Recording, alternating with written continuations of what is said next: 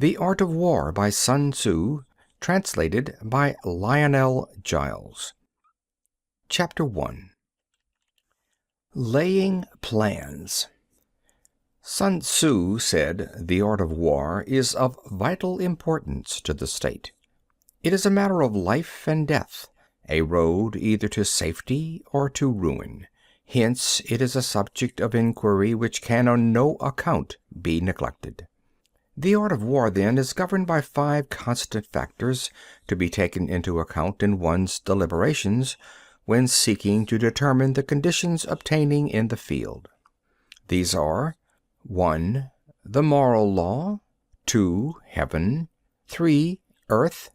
4. The commander. 5. Method and discipline. The moral law causes the people to be in complete accord with their ruler, so that they will follow him regardless of their lives, undismayed by any danger. Heaven signifies night and day, cold and heat, times and seasons. Earth comprises distances, great and small, danger and security, open ground and narrow passes, the chances of life and death. The commander stands for the virtues of wisdom, sincerity, benevolence, courage, and strictness. By method and discipline are to be understood the marshalling of the army in its proper subdivisions, the graduations of rank among the officers, the maintenance of the roads by which supplies may reach the army, and the control of military expenditure. These 5 heads should be familiar to every general. He who knows them will be victorious. He who knows them not will fail. Therefore, in your deliberations when seeking to determine the military conditions, let them be made the basis of a comparison in this wise. 1. Which of the 2 sovereigns is imbued with the moral law? 2. Which of the 2 generals has most ability? 3. With whom lie the advantages derived from heaven and earth? 4. On which side is discipline more rigorously enforced? 5. Which army is stronger? 6. On which side are officers and men more highly trained? 7. In which army is there the greater constancy both in reward and punishment? By means of these 7 considerations, I can forecast victory or defeat. The general that hearkens to my counsel and acts upon it will conquer. Let such a one be retained in command. The general that hearkens not to my counsel nor acts upon it will suffer defeat. Let such a one be dismissed. While heeding the profit of my counsel, avail yourself also of any helpful circumstances over and beyond the ordinary rules. According as circumstances are favorable, one should modify one's plans. All warfare is based on deception. Hence, when able to attack, we must seem unable. When using our forces, we must seem inactive. When we are near, we must make the enemy believe we are far away. When far away, we must make him believe we are near. Hold out baits to entice the enemy, feign disorder, and crush him. If he is secure at all points, be prepared for him. If he is in superior strength, evade him. If your opponent is of choleric temper, seek to irritate him. Pretend to be weak, that he may grow arrogant. If he is taking his ease, give him no rest. If his forces are united, separate them. Attack him where he is unprepared. Appear where you are not expected. These military devices leading to victory must not be divulged beforehand. Now the general who wins a battle makes many calculations in his temple ere the battle is fought. The general who loses a battle makes but few calculations beforehand. Thus do many calculations lead to victory, and few calculations to defeat. How much more no calculation at all? It is by attention to this point that I can foresee who is likely to win or lose. End of chapter 1.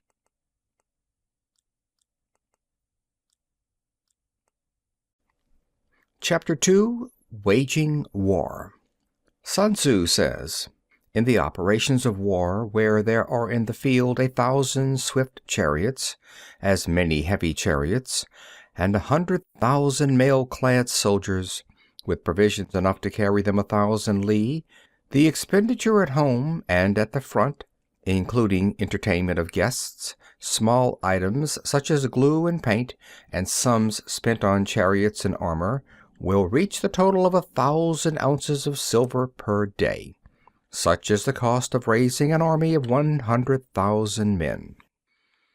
When you engage in actual fighting, if victory is long in coming, then men's weapons will grow dull and their ardor will be damped. If you lay siege to a town, you will exhaust your strength. Again, if the campaign is protracted, the resources of the state will not be equal to the strain. Now, when your weapons are dulled, your ardor damped, your strength exhausted, and your treasure spent, other chieftains will spring up to take advantage of your extremity. Then no man, however wise, will be able to avert the consequences that must ensue. Thus, though we have heard of stupid haste in war, cleverness has never been seen associated with long delays. There is no instance of a country having benefited from prolonged warfare. It is only one who is thoroughly acquainted with the evils of war that can thoroughly understand the profitable way of carrying it on. The skillful soldier does not raise a second levy, neither are his supply wagons loaded more than twice.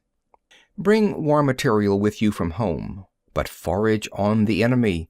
Thus the army will have food enough for its needs.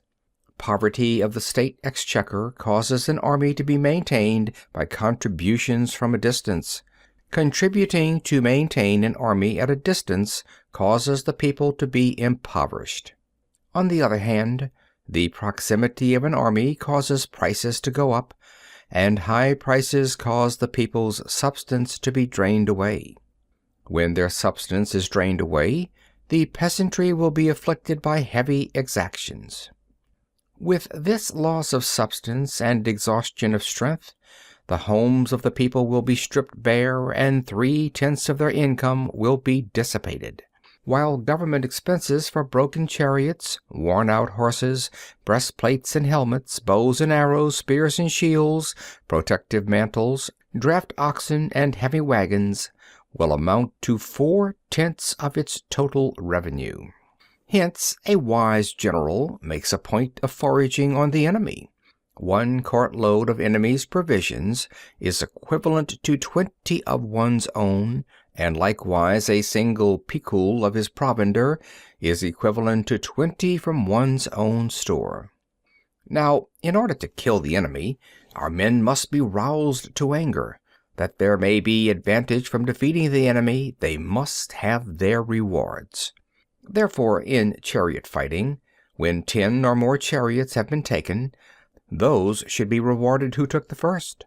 Our own flags should be substituted for those of the enemy, and the chariots mingled and used in conjunction with ours. The captured soldiers should be kindly treated and kept. This is called using the conquered foe to augment one's own strength. In war, then, let your great object be victory, not lengthy campaigns.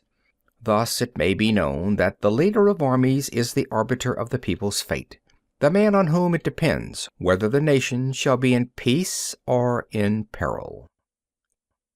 End of chapter 2.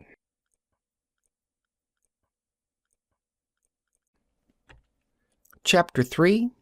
Attack by Stratagem. Sun Tzu said, in the practical art of war, the best thing of all is to take the enemy's country whole and intact. To shatter and destroy it is not so good. So, too, it is better to recapture an army entire than to destroy it, to capture a regiment, a detachment, or a company entire than to destroy them. Hence, to fight and conquer in all your battles is not supreme excellence. Supreme excellence consists in breaking the enemy's resistance without fighting. Thus, the highest form of generalship is to balk the enemy's plans.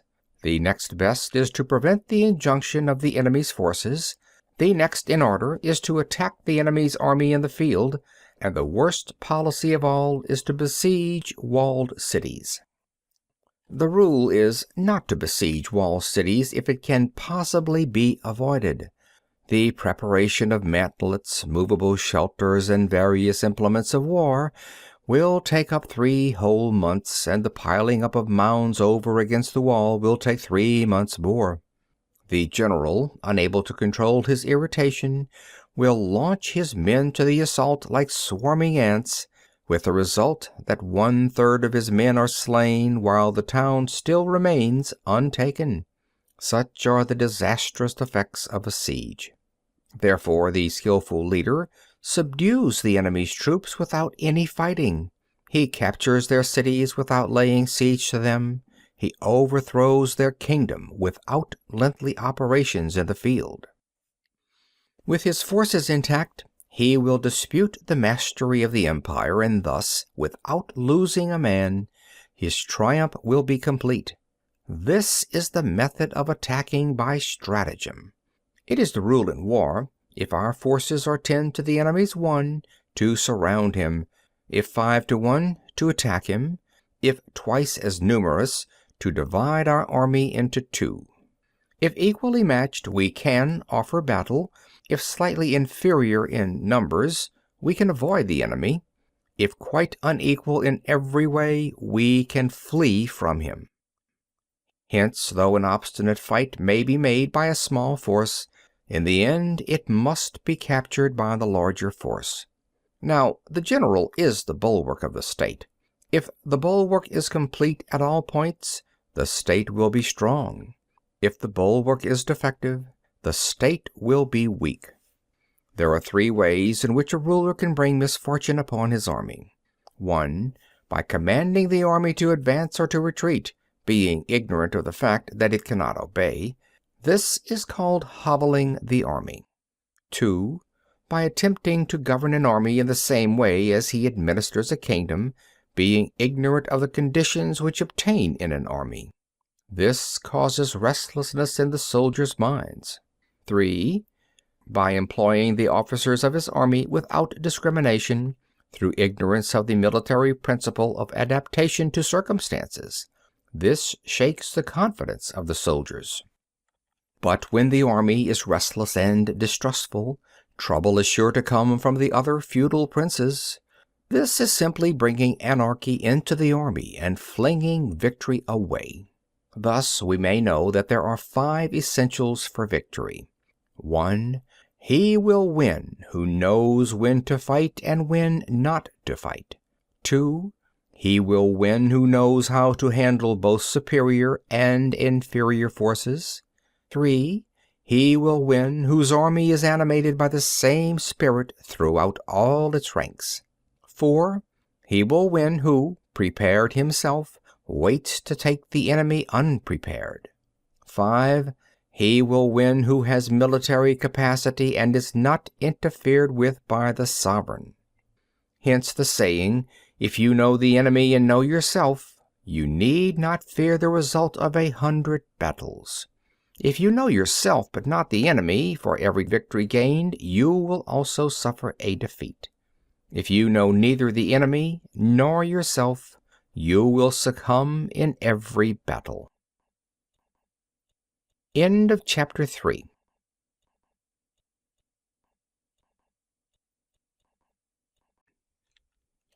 Chapter 4. Tactical Dispositions. Sun Tzu said, "The good fighters of old first put themselves beyond the possibility of defeat, and then waited for an opportunity of defeating the enemy. To secure ourselves against defeat lies in our own hands, but the opportunity of defeating the enemy is provided by the enemy himself. Thus the good fighter is able to secure himself against defeat, but cannot make certain of defeating the enemy. Hence the saying, One may know how to conquer without being able to do it. Security against defeat implies defensive tactics. Ability to defeat the enemy means taking the offensive. Standing on the defensive indicates insufficient strength. Attacking, a superabundance of strength. The general who is skilled in defense hides in the most secret recesses of the earth. He who is skilled in attack flashes forth from the topmost heights of heaven. Thus, on the one hand, we have the ability to protect ourselves, on the other, a victory that is complete. To see victory only when it is within the ken of the common herd is not the acme of excellence. Neither is it the acme of excellence if you fight and conquer, and the whole empire says, "Well done." To lift an autumn hare is no sign of great strength. To see the sun and moon is no sign of sharp sight. To hear the noise of thunder is no sign of a quick ear. What the ancients called a clever fighter is one who not only wins but excels in winning with ease. Hence his victories bring him neither reputation for wisdom nor credit for courage. He wins his battles by making no mistakes. Making no mistakes is what establishes the certainty of victory, for it means conquering an enemy that is already defeated. Hence, the skillful fighter puts himself into a position which makes defeat impossible, and does not miss the moment for defeating the enemy. Thus it is that in war the victorious strategist only seeks battle after the victory has been won, whereas he who is destined to defeat first fights and afterwards looks for victory. The consummate leader cultivates the moral law and strictly adheres to method and discipline. Thus it is in his power to control success. In respect of military method, we have firstly, measurement; secondly, estimation of quantity; thirdly, calculation; fourthly, balancing of chances; fifthly, victory. Measurement owes its existence to earth, estimation of quantity to measurement, calculation to estimation of quantity, balancing of chances to calculation, and victory to balancing of chances. A victorious army opposed to a routed one is as a pound's weight placed in the scale against a single grain. The onrush of a conquering force is like the bursting of pent-up waters into a chasm 1,000 fathoms deep. End of chapter 4.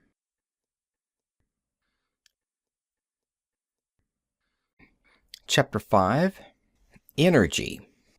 Sun Tzu said, "The control of a large force is the same principle as the control of a few men. It is merely a question of dividing up their numbers. Fighting with a large army under your command is nowise different from fighting with a small one. It is merely a question of instituting signs and signals. To ensure that your whole host may withstand the brunt of the enemy's attack and remain unshaken, this is effected by maneuvers direct and indirect. That the impact of your army may be like a grindstone dashed against an egg, this is effected by the science of weak points and strong. In all fighting, the direct method may be used for joining battle, but indirect methods will be needed in order to secure victory. Indirect tactics, efficiently applied, are inexhaustible as heaven and earth, unending as the flow of rivers and streams. Like the sun and moon, they end but to begin anew. Like the 4 seasons, they pass away to return once more. There are not more than 5 musical notes, yet the combination of these 5 give rise to more melodies than can ever be heard. There are not more than 5 primary colors, blue, yellow, red, white, and black, yet in combination they produce more hues than can ever be seen. There are not more than 5 cardinal tastes, sour, acrid, salt, sweet, bitter, yet combinations of them yield more flavors than can ever be tasted. In battle, there are not more than two methods of attack, the direct and the indirect. Yet these two in combination give rise to an endless series of maneuvers. The direct and the indirect lead on to each other in turn. It is like moving in a circle. You never come to an end. Who can exhaust the possibilities of their combination? The onset of troops is like the rush of a torrent which will even roll stones along in its course. The quality of decision is like the well-timed swoop of a falcon which enables it to strike and destroy its victim. Therefore the good fighter will be terrible in his onset and prompt in his decision. Energy may be likened to the bending of a crossbow, decision to the releasing of a trigger. Amid the turmoil and tumult of battle, there may be seeming disorder and yet no real disorder at all. Amid confusion and chaos, your array may be without head or tail, yet it will be proof against defeat. Simulated disorder postulates perfect discipline. Simulated fear postulates courage. Simulated weakness postulates strength. Hiding order beneath the cloak of disorder is simply a question of subdivision. Concealing courage under a show of timidity presupposes a fund of latent energy. Masking strength with weakness is to be effected by tactical dispositions. Thus, one who is skillful at keeping the enemy on the move maintains deceitful appearances, according to which the enemy will act. He sacrifices something that the enemy may snatch at it. By holding out baits he keeps him on the march, then with a body of picked men he lies in wait for him. The clever combatant looks to the effect of combined energy and does not require too much from individuals, hence his ability to pick out the right men and utilize combined energy. When he utilizes combined energy, his fighting men become as it were like unto rolling logs or stones, for it is the nature of a log or stone to remain motionless on level ground and to move when on a slope, if four-cornered to come to a standstill, but if round-shaped to go rolling down.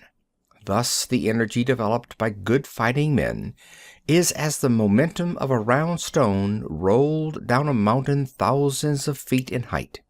So much on the subject of energy. End of chapter 5.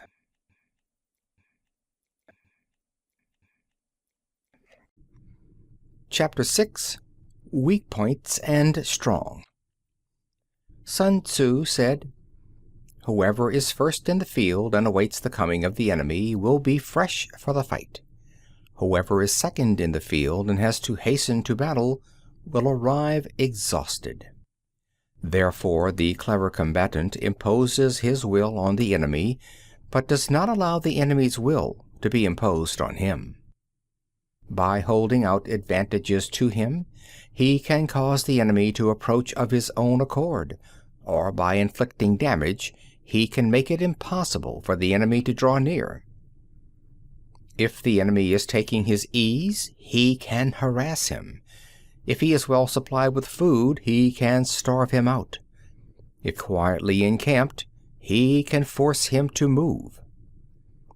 Appear at points which the enemy must hasten to defend.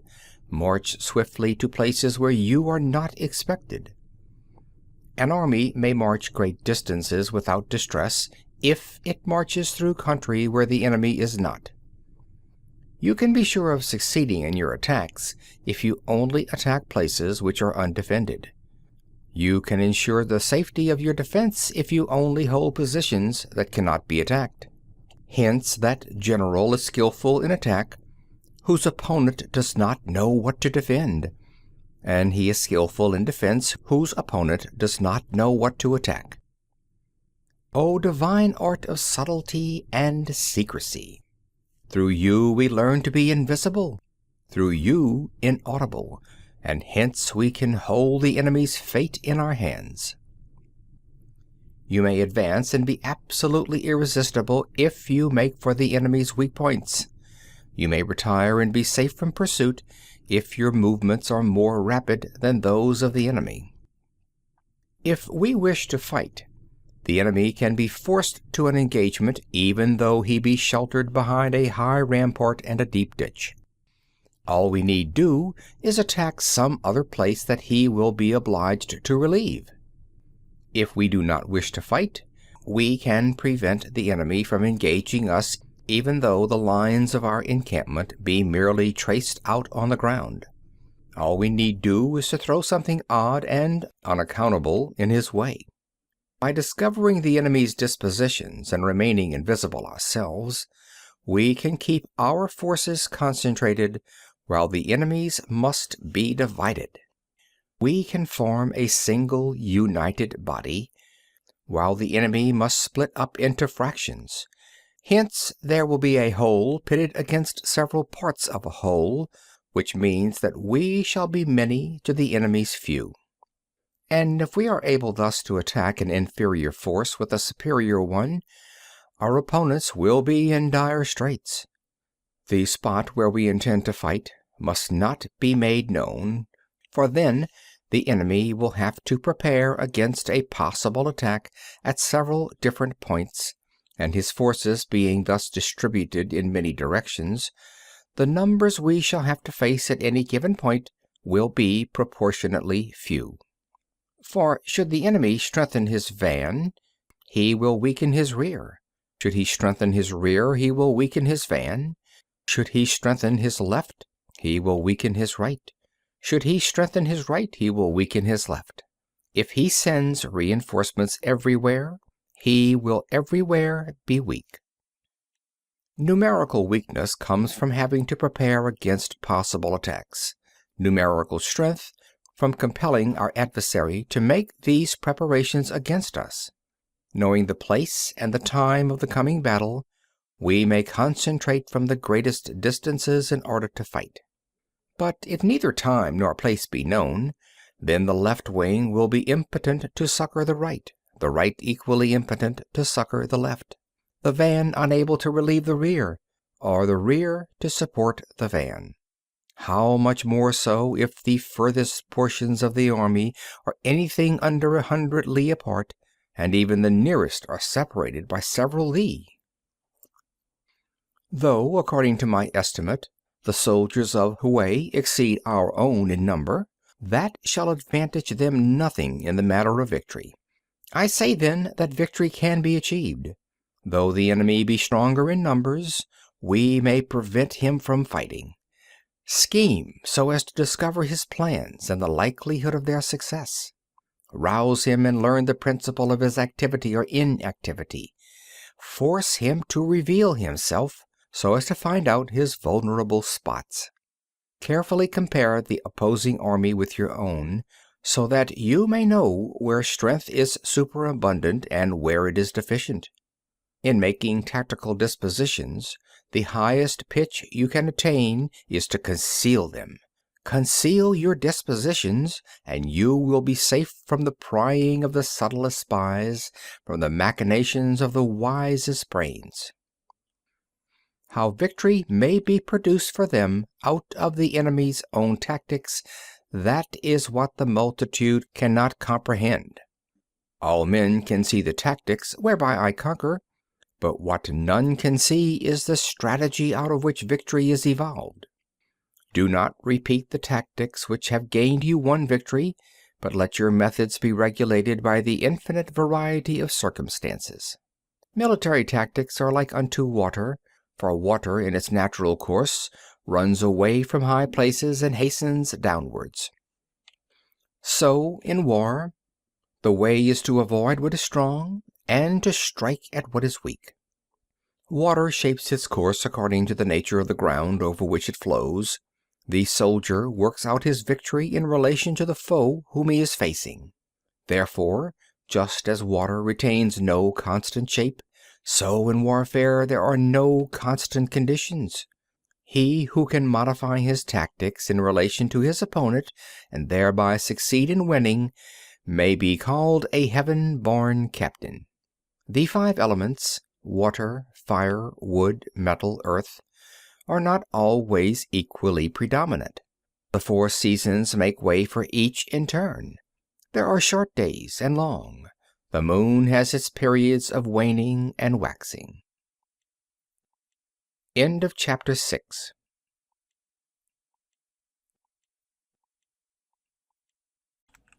Chapter 7. Maneuvering.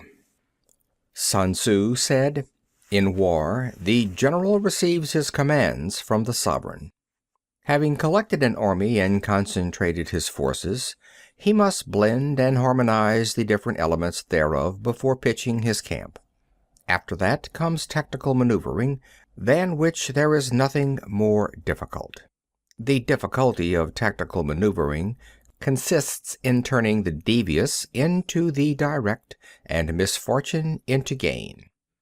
Thus, to take a long and circuitous route, after enticing the enemy out of the way, and those starting after him, to contrive to reach the goal before him, shows knowledge of the artifice of deviation. Maneuvering with an army is advantageous, with an undisciplined multitude most dangerous. If you set a fully equipped army in march in order to snatch an advantage, the chances are that you will be too late. On the other hand, to detach a flying column for the purpose involves the sacrifice of its baggage and stores. Thus, if you order your men to roll up their buff coats and make forced marches without halting day or night, covering double the usual distance at a stretch, doing 100 li in order to wrest an advantage, the leaders of all your 3 divisions will fall into the hands of the enemy. The stronger men will be in front, the jaded ones will fall behind, and on this plan only 1/10 of your army will reach its destination. If you march 50 li in order to outmaneuver the enemy, you will lose the leader of your first division, and only half your force will reach the goal. If you march 30 li with the same object, 2/3 of your army will arrive. We will take it then that an army without its baggage train is lost. Without provisions, it is lost. Without bases of supply, it is lost. We cannot enter into alliances until we are acquainted with the designs of our neighbors. We are not fit to lead an army on the march unless we are familiar with the face of the country, its mountains and forests, its pitfalls and precipices, its marshes and swamps. We shall be unable to turn natural advantage to account unless we make use of local guides. In war, practice dissimulation and you will succeed. Whether to concentrate or to divide your troops must be decided by circumstances. Let your rapidity be that of the wind, your compactness that of the forest. In raiding and plundering be like fire, in immovability like a mountain. Let your plans be dark and impenetrable as night, and when you move, fall like a thunderbolt. When you plunder a countryside, let the spoil be divided amongst your men. When you capture new territory, cut it up into allotments for the benefit of the soldiery. Ponder and deliberate before you make a move. He will conquer who has learnt the artifice of deviation. Such is the art of maneuvering. The Book of Army Management says, "On the field of battle the spoken word does not carry far enough, hence the institution of gongs and drums. Nor can ordinary objects be seen clearly enough, hence the institution of banners and flags." Gongs and drums, banners and flags, are means whereby the ears and eyes of the host may be focused on one particular point. The host thus forming a single united body, it is impossible either for the brave to advance alone, or for the cowardly to retreat alone. This is the art of handling large masses of men. In night fighting, then, make much use of signal fires and drums, and in fighting by day, of flags and banners, as a means of influencing the ears and eyes of your army. A whole army may be robbed of its spirit. A commander-in-chief may be robbed of his presence of mind. Now, a soldier's spirit is keenest in the morning, By noonday it has begun to flag, and in the evening his mind is bent only on returning to camp. A clever general, therefore, avoids an army when its spirit is keen, but attacks it when it is sluggish and inclined to return. This is the art of studying moods. Disciplined and calm, to await the appearance of disorder and hubbub amongst the enemy, this is the art of retaining self-possession. To be near the goal while the enemy is still far from it, to wait at ease while the enemy is toiling and struggling, to be well fed while the enemy is famished, this is the art of husbanding one's strength. To refrain from intercepting an enemy whose banners are in perfect order, to refrain from attacking an army drawn up in calm and confident array, this is the art of studying circumstances.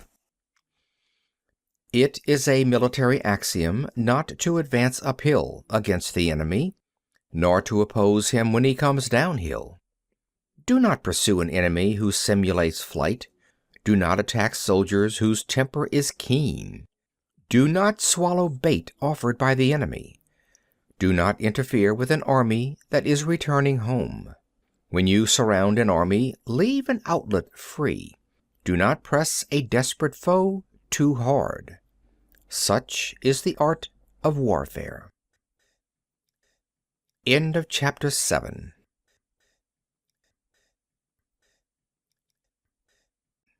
Chapter 8. Variation in Tactics. Sun Tzu said, "In war, the general receives his commands from the sovereign, collects his army, and concentrates his forces. When in difficult country, do not encamp. In country where high roads intersect, join hands with your allies. Do not linger in dangerously isolated positions. In hemmed-in situations, you must resort to stratagem. In desperate position, you must fight. There are roads which must not be followed, armies which must be not attacked, towns which must not be besieged, positions which must not be contested, commands of the sovereign which must not be obeyed." The general who thoroughly understands the advantages that accompany variation of tactics knows how to handle his troops. The general who does not understand these may be well acquainted with the configuration of the country, yet he will not be able to turn his knowledge to practical account. So the student of war, who is unversed in the art of war of varying his plans, even though he be acquainted with the 5 advantages, will fail to make the best use of his men. Hence the wise leader's plans, considerations of advantage and of disadvantage will be blended together.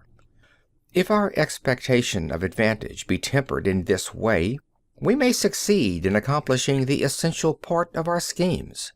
If, on the other hand, in the midst of difficulties we are always ready to seize an advantage, we may extricate ourselves from misfortune.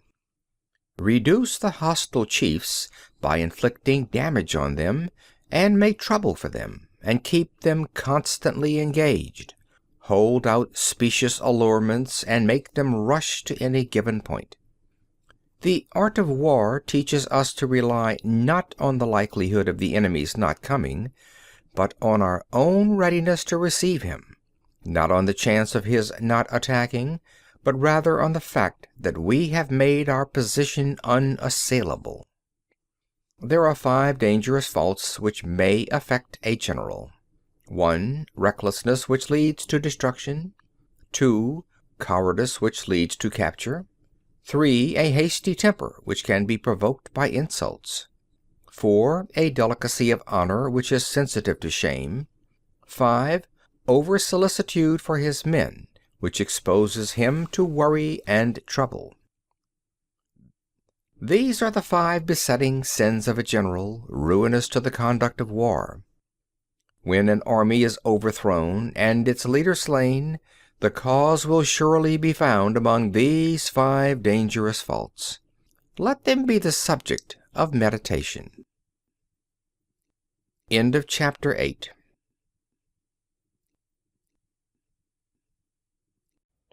Chapter 9. The Army on the March. Sun Tzu said, "We come now to the question of encamping the army and observing signs of the enemy. Pass quickly over mountains and keep in the neighborhood of valleys. Camp in high places facing the sun. Do not climb heights in order to fight." So much for mountain warfare. After crossing a river, you should get far away from it. When an invading force crosses a river in its onward march, do not advance to meet it in midstream.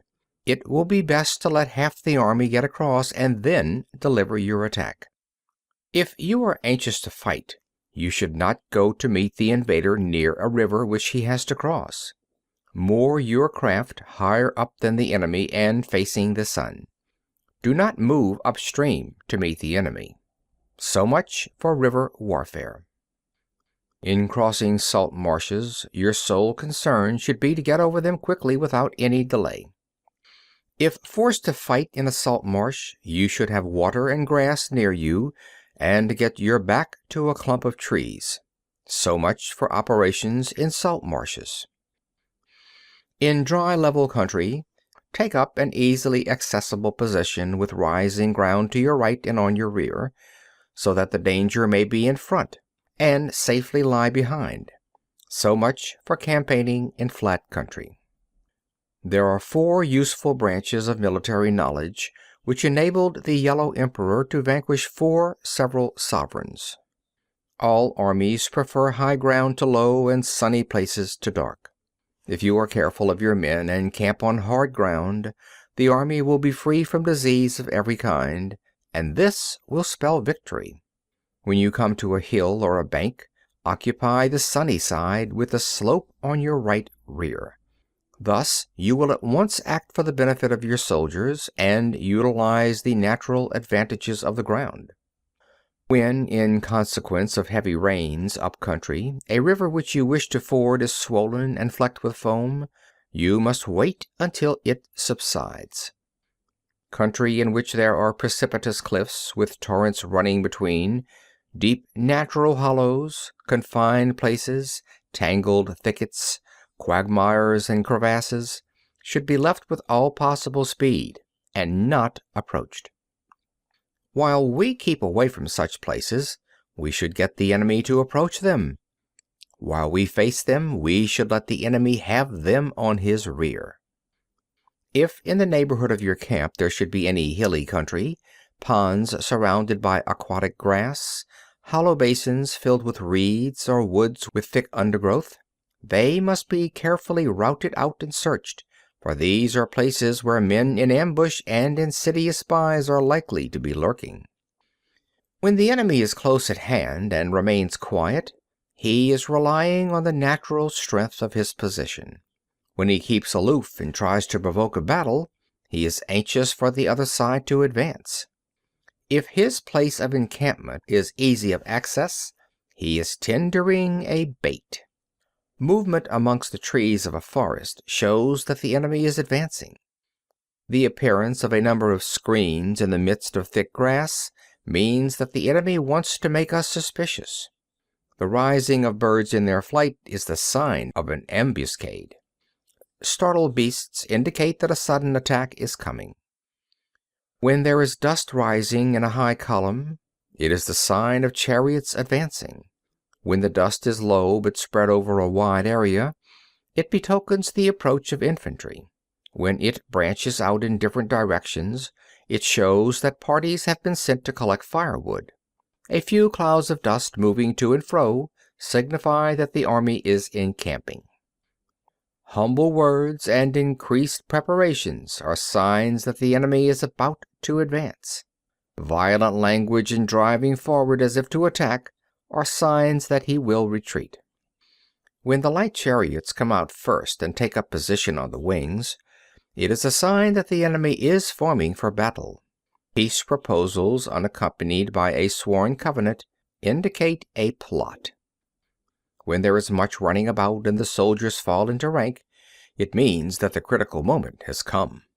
When some are seen advancing and some retreating, it is a lure. When the soldiers stand leaning on their spears, they are faint from want of food. If those who are sent to draw water begin by drinking themselves, the army is suffering from thirst.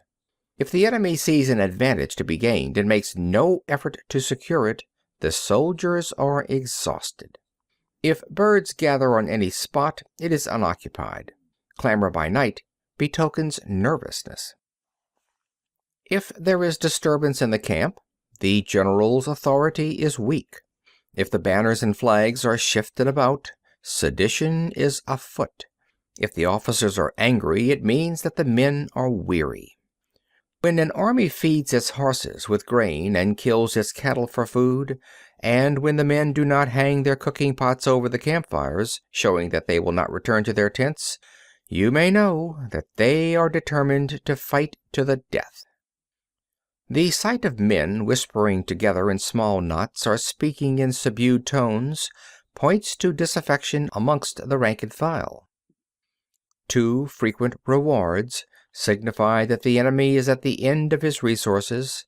Too many punishments betray a condition of dire distress. To begin by bluster, but afterwards to take fright at the enemy's numbers, shows a supreme lack of intelligence. When envoys are sent with compliments in their mouths, it is a sign that the enemy wishes for a truce.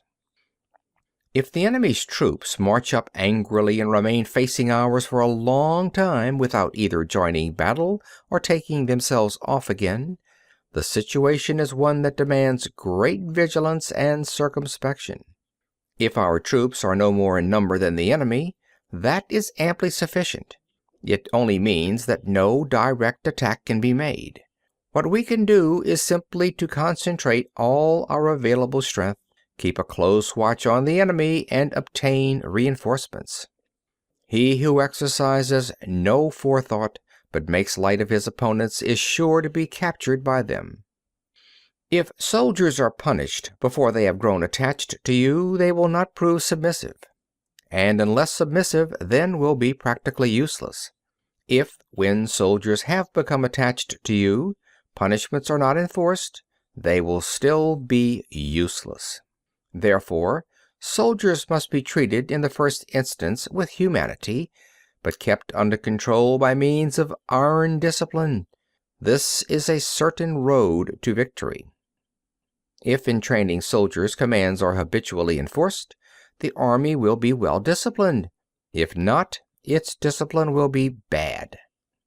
If a general shows confidence in his men but always insists on his orders being obeyed, the gain will be mutual. End of chapter 9.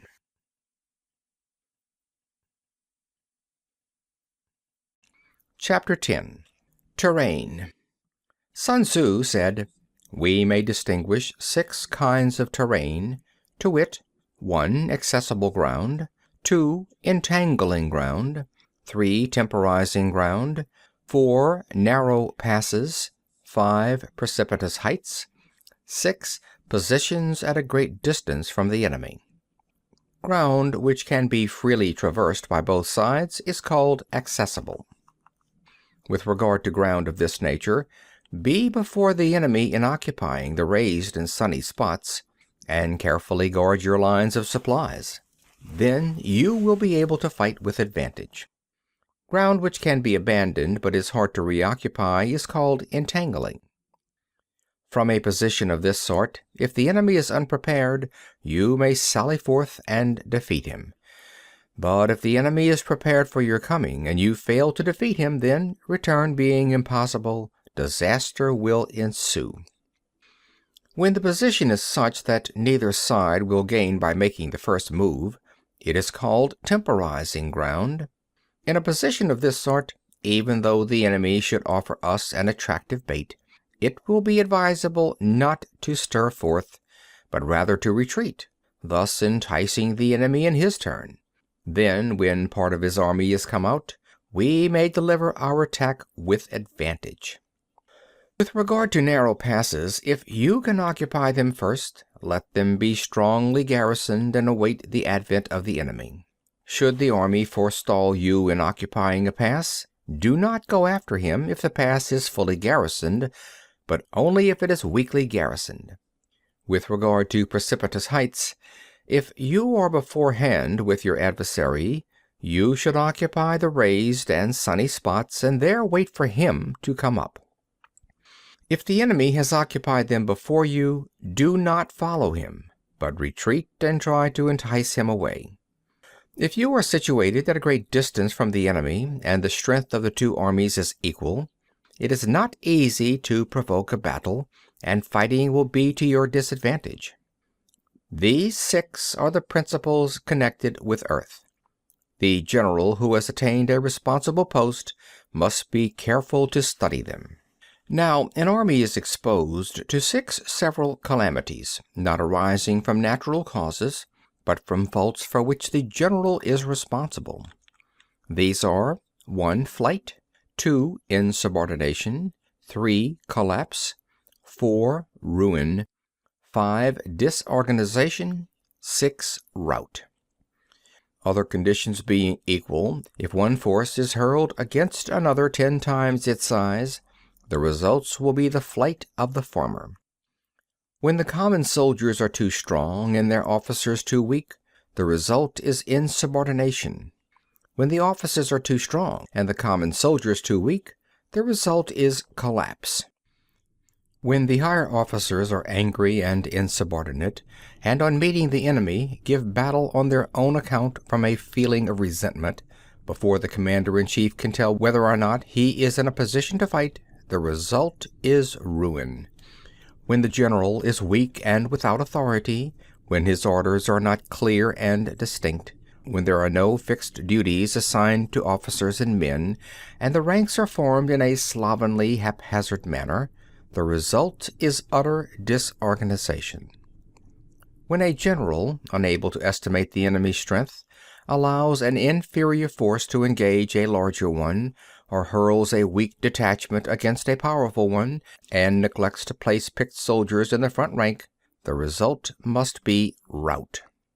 There are 6 ways of courting defeat, which must be carefully noted by the general who has attained a responsible post. The natural formation of the country is the soldier's best ally, but a power of estimating the adversary, of controlling the force of victory, and of shrewdly calculating difficulties, dangers, and distances, constitutes the test of a great general. He who knows these things, and in fighting puts his knowledge into practice, will win his battles. He who knows them not, nor practices them, will surely be defeated. If fighting is sure to result in victory, then you must fight, even though the ruler forbid it. If fighting will not result in victory, then you must not fight, even at the ruler's bidding. The general who advances without coveting fame and retreats without fearing disgrace, whose only thought is to protect his country and do good service for his sovereign, is the jewel of the kingdom. Regard your soldiers as your children, and they will follow you into the deepest valleys. Look upon them as your own beloved sons, and they will stand by you even unto death.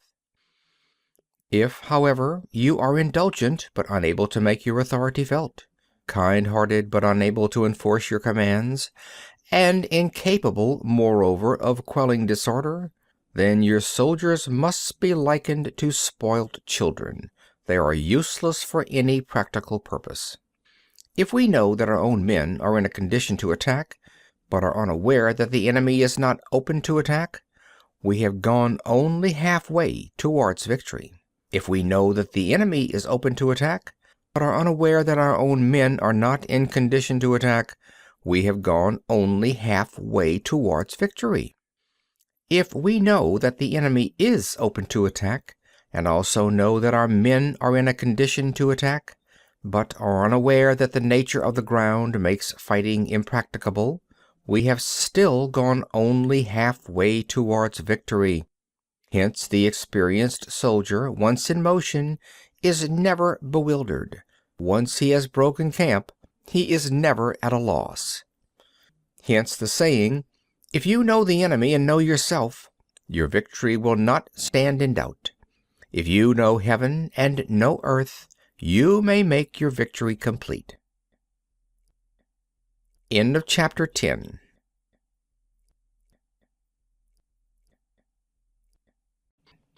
Chapter 11. The 9 Situations. Sun Tzu said, "The art of war recognizes 9 varieties of ground: dispersive ground, facile ground, contentious ground, open ground, ground of intersecting highways, serious ground, difficult ground, hemmed-in ground, desperate ground." When a chieftain is fighting in his own territory, it is dispersive ground. When he has penetrated into hostile territory, but to no great distance, it is facile ground.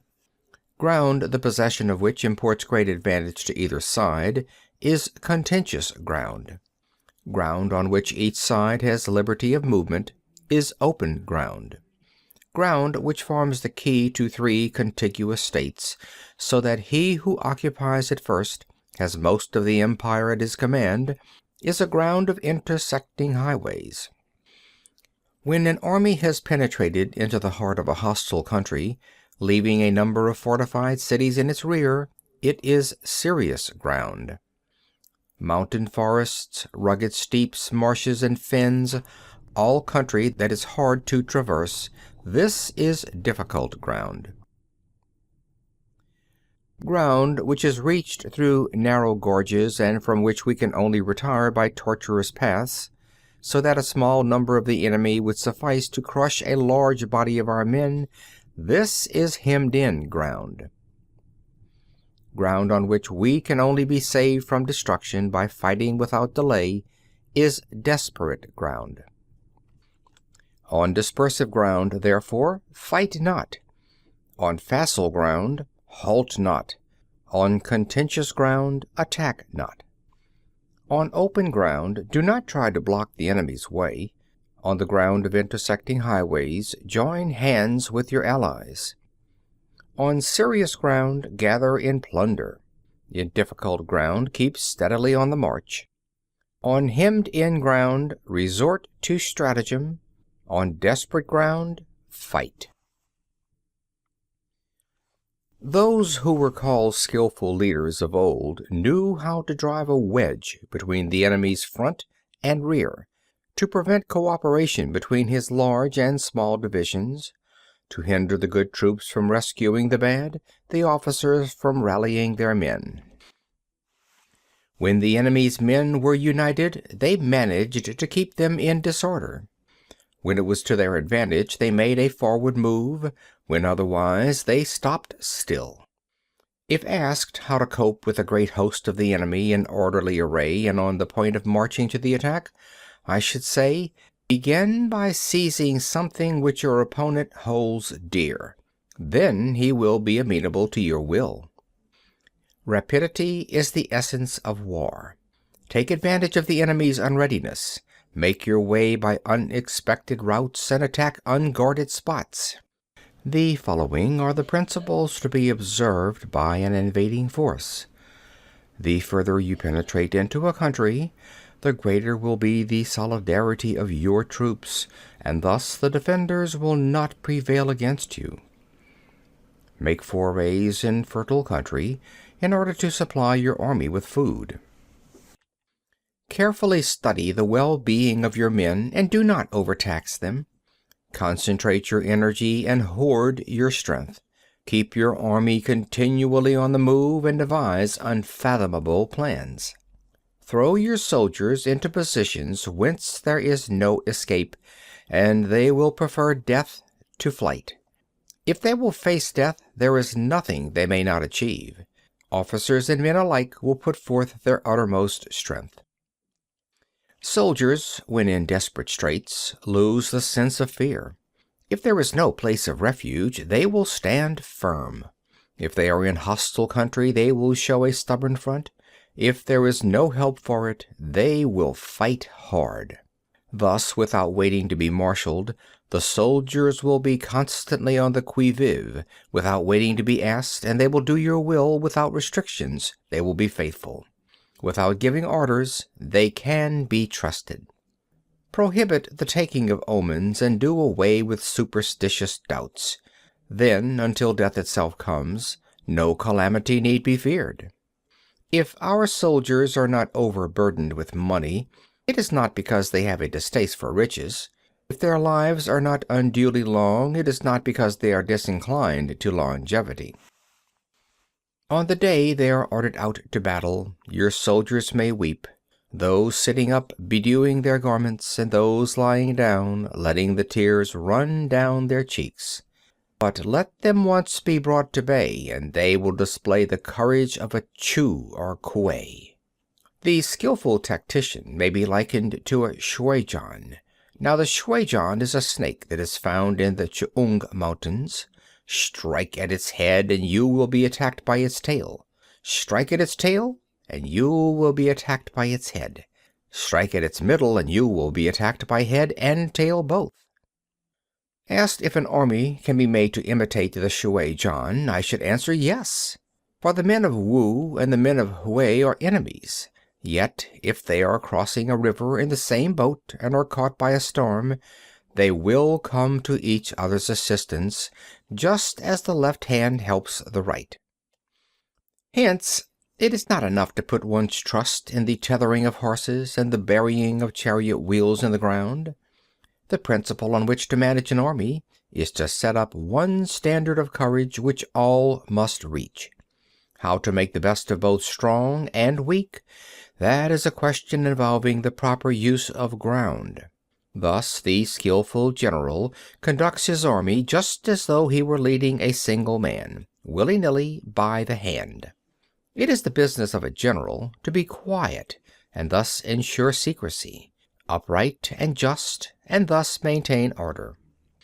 He must be able to mystify his officers and men by false reports and appearances, and thus keep them in total ignorance. By altering his arrangements and changing his plans, he keeps the enemy without definite knowledge. By shifting his camp and taking circuitous routes, he prevents the enemy from anticipating his purpose. At the critical moment, the leader of an army acts like one who has climbed up a height and then kicks away the ladder behind him. He carries his men deep into hostile territory before he shows his hand. He burns his boats and breaks his cooking pots. Like a shepherd driving a flock of sheep, he drives his men this way and that, and nothing knows whither he is going. To muster his host and bring it into danger, this may be termed the business of the general. The different measures suited to the 9 varieties of ground, the expediency of aggressive or defensive tactics, and the fundamental laws of human nature, these are things that must most certainly be studied. When invading hostile territory, the general principle is that penetrating deeply brings cohesion, penetrating but a short way means dispersion. When you leave your own country behind and take your army across neighborhood territory, you find yourself on critical ground. When there are means of communication on all 4 sides, the ground is one of intersecting highways. When you penetrate deeply into a country, it is serious ground. When you penetrate but a little way, it is facile ground. When you have the enemy's strongholds on your rear and narrow passes in front, it is hemmed-in ground. When there is no place of refuge at all, it is desperate ground. Therefore, on dispersive ground I would inspire my men with unity of purpose. On facile ground I would see that there is close connection between all parts of my army. On contentious ground I would hurry up my rear. On open ground I would keep a vigilant eye on my defenses. On ground of intersecting highways I would consolidate my alliances. On serious ground I would try to ensure a continuous stream of supplies. On difficult ground I would keep pushing on along the road. On hemmed-in ground I would block any way of retreat. On desperate ground I would proclaim to my soldiers the hopelessness of saving their lives. For it is the soldier's disposition to offer an obstinate resistance when surrounded, to fight hard when he cannot help himself, and to obey promptly when he has fallen into danger. We cannot enter into alliance with neighboring princes until we are acquainted with their designs. We are not fit to lead an army on the march unless we are familiar with the face of the country, its mountains and forests, its pitfalls and precipices, its marshes and swamps. We shall be unable to turn natural advantages to account unless we make use of local guides. To be ignorant of any one of the following 4 or 5 principles does not befit a warlike prince. When a warlike prince attacks a powerful state, his generalship shows itself in preventing the concentration of the enemy's forces. He overawes his opponents, and their allies are prevented from joining against him. Hence, he does not strive to ally himself with all and sundry, nor does he foster the power of other states. He carries out his own secret designs, keeping his antagonists in awe. Thus he is able to capture their cities and overthrow their kingdoms. Bestow rewards without regard to rule, issue orders without regard to previous arrangements, and you will be able to handle a whole army as though you had to do with but a single man. Confront your soldiers with the deed itself. Never let them know your design. When the outlook is bright, bring it before their eyes, but tell them nothing when the situation is gloomy. Place your army in deadly peril, and it will survive. Plunge it into desperate straits, and it will come off in safety. For it is precisely when a force has fallen into harm's way that it is capable of striking a blow for victory. Success in warfare is gained by carefully accommodating ourselves to the enemy's purpose. By persistently hanging on the enemy's flank, we shall succeed in the long run in killing the commander-in-chief. This is called ability to accomplish a thing by sheer cunning. On the day that you take up your command, block the frontier passes, destroy the official tallies, and stop the passage of all emissaries. Be stern in the council chamber so that you may control the situation. If the enemy leaves the door open, you must rush in. Forestall your opponent by seizing what he holds dear, and subtly contrive to time his arrival on the ground. Walk in the path defined by rule, and accommodate yourself to the enemy until you can fight a decisive battle. At first, then, exhibit the coyness of a maiden until the enemy gives you an opening. Afterwards emulate the rapidity of a running hare, and it will be too late for the enemy to oppose you. End of chapter 11.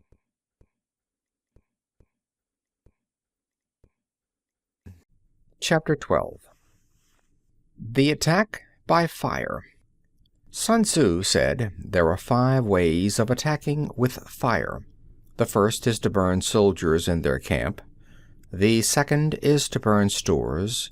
The third is to burn baggage trains. The fourth is to burn arsenals and magazines. The fifth is to hurl dropping fire amongst the enemy. In order to carry out an attack, we must have means available. The materials for raising fire should always be kept in readiness. There is a proper season for making attacks with fire, and special days for starting a conflagration. The proper season is when the weather is very dry. The special days are those when the moon is in the constellations of the sieve, the wall, the wing, or the crossbar, for these 4 are all days of rising wind. In attacking with fire, one should be prepared to meet 5 possible developments. 1. When fire breaks out inside the enemy's camp, respond at once with an attack from without. 2. If there is an outbreak of fire, but the enemy's soldiers remain quiet, bide your time and do not attack. 3.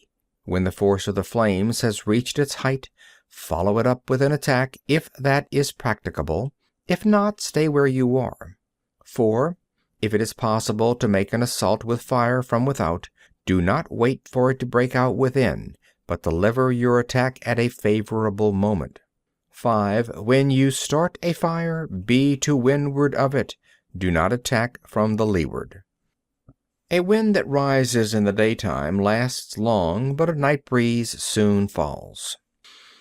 In every army, the 5 developments connected with fire must be known. The movements of the stars calculated, and a watch kept for the proper days. Hence, those who use fire as an aid to the attack show intelligence. Those who use water as an aid to the attack gain an accession of strength. By means of water, an enemy may be intercepted, but not robbed of all his belongings. Unhappy is the fate of one who tries to win his battles and succeed in his attacks without cultivating the spirit of enterprise, for the result is waste of time and general stagnation. Hence the saying, "The enlightened ruler lays his plans well ahead, the good general cultivates his resources." Move not unless you see an advantage. Use not your troops unless there is something to be gained. Fight not unless the position is critical. No ruler should put troops into the field merely to gratify his own spleen. No general should fight a battle simply out of pique. If it is to your advantage, make a forward move. If not, stay where you are. Anger may in time change to gladness. Vexation may be succeeded by content. But a kingdom that has once been destroyed can never come again into being, nor can the dead ever be brought back to life. Hence the enlightened ruler is heedful, and the good general full of caution. This is the way to keep a country at peace and an army intact. End of chapter 12.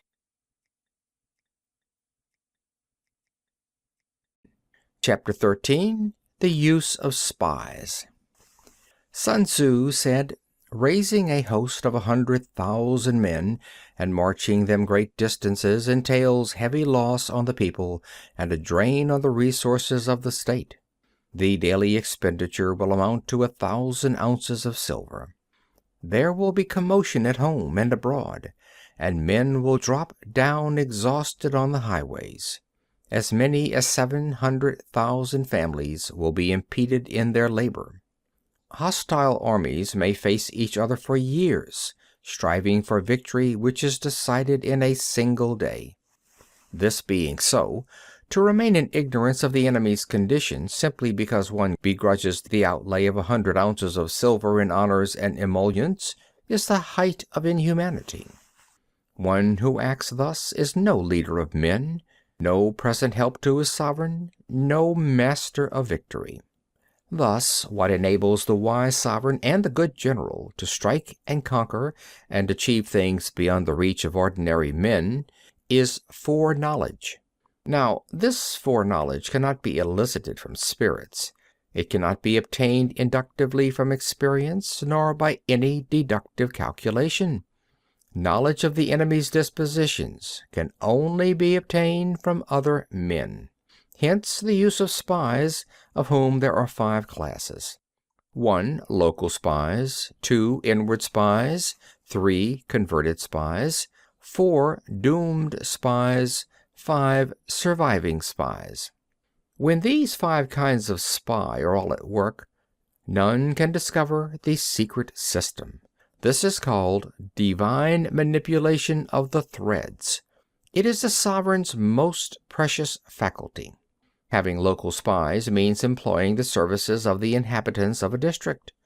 Having inward spies, making use of officials of the enemy. Having converted spies, getting hold of the enemy's spies and using them for our purposes. Having doomed spies, doing certain things openly for purposes of deception, and allowing our spies to know of them and report them to the enemy. Surviving spies, finally, are those who bring back news from the enemy's camp.